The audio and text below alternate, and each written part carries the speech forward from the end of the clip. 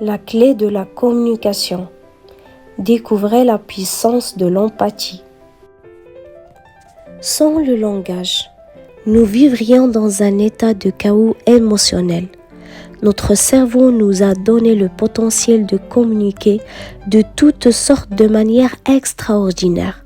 Or, la façon dont nous utilisons les mots peut améliorer le fonctionnement neural du cerveau. En fait, un simple mot a la capacité d'influencer l'expression des gènes qui régulent le stress physique et émotionnel. Si nous n'exerçons pas continuellement les ondes de notre cerveau qui sont liées au langage, notre capacité neurologique à gérer les problèmes interpersonnels diminue. Le langage façonne notre comportement et chaque mot que nous employons est imbu d'une multitude de sons qui nous sont très personnels. Les bons mots, employés de la bonne manière, peuvent nous apporter l'amour, le respect et la prospérité. Par contre, les mauvais mots ou même les bons mots employés de la mauvaise manière peuvent amener des pays à se déclarer la guerre. Quiconque veut voir ses rêves et ses objectifs se réaliser doit choisir ses mots avec précaution. Bien que le langage soit une capacité innée chez l'être humain, bon nombre d'études ont révélé que nous ne sommes pas particulièrement doués quand vient le temps de communiquer avec nos semblables. Trop souvent, nous nous exprimons sans réfléchir, en choisissant des mots sans tenir compte de l'impact émotionnel qu'ils peuvent avoir sur l'autre et en parlant plus qu'il n'est nécessaire.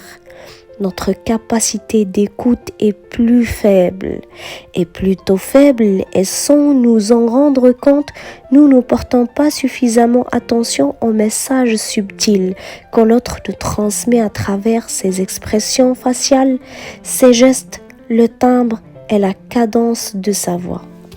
Ces éléments de communication sont pourtant bien souvent plus importants que les mots eux-mêmes. Ces lacunes ne sont pas liées au niveau d'éducation de l'individu, mais plutôt à son développement cérébral. Certaines parties du cerveau, dans les zones qui gouvernent la conscience sociale, l'empathie et les habiletés langagières qui leur sont associées n'arrivent à maturité qu'au début de la trentaine. Des études démontrent cependant qu'en dépit de cet handicap neurologique, chacun de nous, quel que soit son âge, peut exercer les centres cérébraux de langage et de la conscience sociale de manière à augmenter sa capacité à communiquer avec les autres. Nous avons déterminé et documenté 12 stratégies qui peuvent ajouter à la dynamique de nos conversations tant avec des inconnus qu'avec les personnes qui nous sont familières. Ces stratégies stimulent le sens de l'empathie chez l'auditeur et le mettent en confiance, mais elles contribuent aussi à interrompre le flot de nos pensées négatives. Ce flot, s'il n'est pas jugulé, peut endommager les circuits qui, dans notre cerveau, contrôlent les émotions. Les 12 stratégies de la communication empathique. Relaxez. Soyez présent, cultivez le silence intérieur, augmentez la positivité, appuyez-vous sur vos valeurs les plus profondes, remémorez-vous un souvenir agréable, soyez attentive aux signaux non-verbaux, exprimez votre considération, parlez chaleureusement, parlez lentement, brièvement et écoutez attentivement. Tout au long de ce livre, nous vous montrerons comment utiliser ces stratégies pour établir des relations profondes et durables avec les autres, mais aussi pour interrompre les discours intérieurs inconscients qui sont générateurs d'incertitude, de peur et d'anxiété. Vous serez dès lors en mesure d'entretenir des relations personnelles plus intimes ainsi que des relations professionnelles plus fructueuses, que ce soit avec vos clients, vos collègues ou vos employés. Vos collaborations au travail seront plus agréables et plus productives et vos aptitudes organisationnelles s'amélioreront, ce qui pourrait se traduire par une augmentation de vos ventes et de vos revenus. Vous apprenez à reconnaître quand une personne vous ment et à utiliser votre intuition pour savoir ce que les autres pensent avant même qu'ils ouvrent la bouche. Vous découvrirez que le silence peut renforcer vos capacités de communication. Nous vous révélerons aussi un petit secret qui vous permettra de transformer vos expériences faciales de manière à inspirer la confiance chez autrui. Vous verrez comment on peut influencer ce que ressent une autre personne simplement en changeant son débit verbal. Comment on peut utiliser le langage corporel pour transmettre des idées mieux que les mots ne sauraient le faire. Si vous mettez en pratique ces stratégies, ne serait-ce que quelques minutes par jour, vous penserez plus clairement, vous augmenterez votre créativité et vos échanges avec les autres seront plus vrais, plus authentiques. Vous serez bientôt en mesure de dissiper les conflits aussitôt qu'ils se manifestent, voire de les éradiquer avant même qu'ils apparaissent.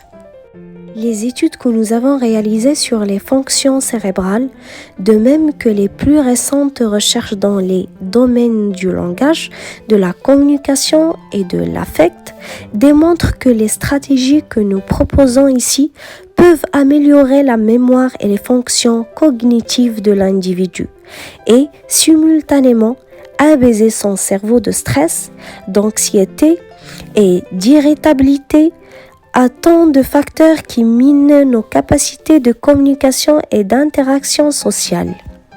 La maîtrise de ces stratégies exigera de vous un travail quotidien, mais petit à petit, vous constaterez que votre vie est plus satisfaisante et que vous avez davantage confiance en vous-même. Ce sont là des progrès quantifiables qui peuvent être mesurés en laboratoire, mais qui, surtout, seront ressentis dans la vie de tous les jours. Ces stratégies qui font partie de ce que nous appelons la communication empathique ont un effet étonnant. Lorsqu'elles sont utilisées au sein d'une conversation, le cerveau des deux interlocuteurs se met à vibrer au même diapason. Ce phénomène, connu sous le nom de résonance neurale, peut créer entre deux individus une syntonie très particulière qui leur permettra d'accomplir ensemble des choses remarquables du fait qu'elle élimine la méfiance naturelle qui incite les gens à rester sur la défensive lorsqu'ils conversent. Les éléments de la communication empathique sont efficaces parce qu'ils peuvent être agencés de différentes manières selon les besoins de la situation ou intégrés à d'autres techniques de communication. Vous pouvez employer la communication empathique avec des enfants pour les aider à mieux gérer leurs conflits interpersonnels, pour discuter avec eux de sujets délicats ou encore pour les aider à améliorer leurs résultats scolaires. Pourvoyeurs de soins et aidants naturels s'en servent pour communiquer plus efficacement avec les personnes souffrant de troubles mentaux ou d'une maladie entraînant un déficit cognitif. De nombreux psychothérapeutes et groupes d'entraide ont intégré la communication empathique à leur pratique. Plusieurs organismes religieux ou spirituels y ont recours pour promouvoir la communication non violente et pour favoriser le dialogue entre les différentes religions et confessions.